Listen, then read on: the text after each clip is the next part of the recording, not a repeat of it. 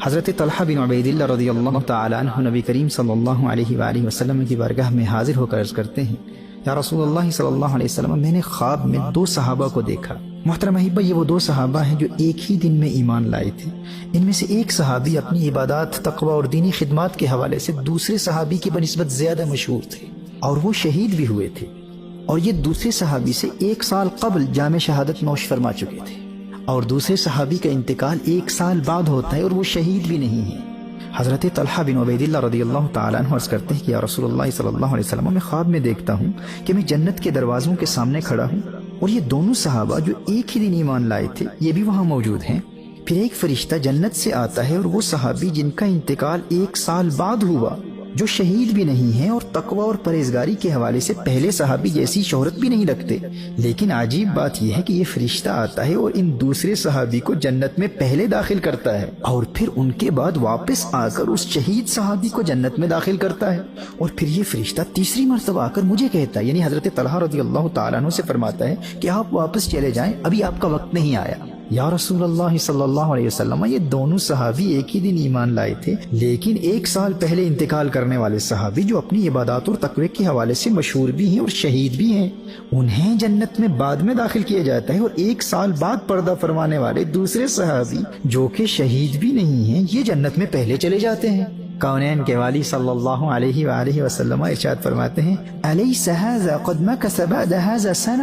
وہ صحابی جو شہید نہیں ہوئے تھے کیا انہوں نے دنیا میں اس شہید صحابی سے 1 سال زیادہ نہیں پایا؟ حضرت طلحہ عرض کرتے ہیں، بلا، بات تو یہی ہے یا رسول اللہ صلی اللہ علیہ وسلم۔ نبی کریم صلی اللہ علیہ وآلہ وسلم نے ارشاد فرمایا، وَأَدْرَكَ رَمَضَانَ، طلحہ غور تو کرو، جنہوں نے دنیا میں 1 سال زیادہ گزارا وہ شہید تو نہیں ہوئے، انہیں شہادت تو نہ ملی لیکن انہیں ایک اور رمضان تو مل گیا نا۔ میرے دوستو، جاننا چاہتے ہو جس خوش قسمت کو اللہ جل وعلا رمضان تک زندگی دے دے اور وہ رمضان کا احترام بجا لاتے ہوئے گناہوں سے بچتا رہے اور اس پاک مہینے میں خوب عبادت کرے، اسے مقام کیا ملتا ہے جاننا چاہتے ہو؟ ارشاد فرمایا، اے طلحہ، اگرچہ یہ دونوں ایمان ایک ہی دن لائے تھے لیکن اس 1 سال بعد پردہ فرمانے والے صحابی جو شہید بھی نہیں ہیں انہیں مزید ایک رمضان مل گیا، اور اس رمضان کے پانے کی برکت سے اس صحابی اور اس شہید صحابی کے مقام میں اللہ جل وعلا نے اتنا فرق پیدا کر دیا جتنا زمین و آسمان کے مابین ہے۔ ہر چند کے جنت میں پہلے داخل کیا جانے والا شہید نہیں تھا، لیکن رمضان پانے اور رمضان کی عبادت کی وجہ سے اس کا مقام اس شہید صحابی سے اتنا بلند ہے، یہ درجات و مقامات کے اعتبار سے رمضان کی وجہ سے اس شہید کے مقابلے میں اتنا آگے نکل چکا ہے کہ اب دونوں میں اتنا فرق ہے جتنا زمین و آسمان کے مابین ہے۔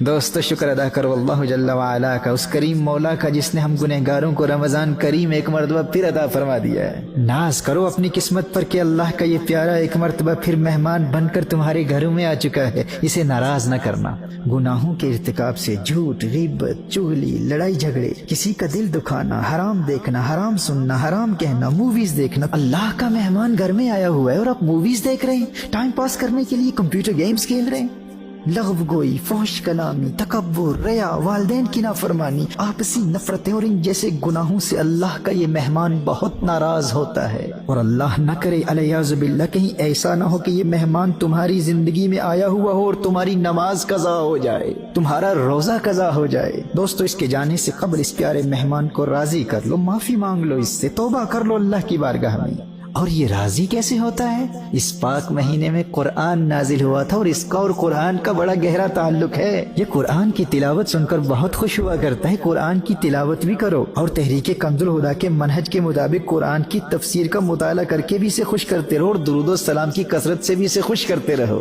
اگر تم نے سچی توبہ کر لی اور آئندہ تمام زندگی گناہوں سے بچ کر گزارنے کا پختہ ارادہ کر کے اللہ کے اس مہمان کو خوش کر دیا تو یہ تمہیں اللہ کی معرفت اور قرب الہی کے ایسے مقامات پر فائز کر دے گا کہ باقی نیکیوں میں کمی کے باوجود تم شہیدوں سے بھی بلند مرتبے پر فائز ہو جاؤ گے۔ تمہیں اندازہ ہی نہیں ہے تمہاری خوش قسمتی اور خوش بختی کا۔ کتنے عاشقان رمضان کے دل سینوں میں تڑپتے رہ گئے، لیکن رمضان سے 1 دن پہلے موت نے انہیں آ پکڑا اور وہ قبروں میں چلے گئے۔ آج وہ قبروں میں ہے لیکن تمہاری قسمت پر رشک کر رہے ہیں۔ اور یاد رہے، جو اللہ کے اس پیارے کو نافرمانیوں کے ذریعے ناراض کرتا ہے اس پر اللہ کا غضب نازل ہوتا ہے۔ If you disrespect this guest of Allah by sinning, by missing your prayers, by committing acts that displease Allah and His beloved sallallahu alaihi wasallam, and if you don't show hospitality to this beautiful guest from Allah Jalla wa Ala by fulfilling the rites of Ramadan, then remember what the beloved of Allah sallallahu alaihi wasallam said about those who commit sinful acts in this blessed month of Ramadan. Hazrat Hani radiyallahu ta'ala anha riwayat farmati ہیں,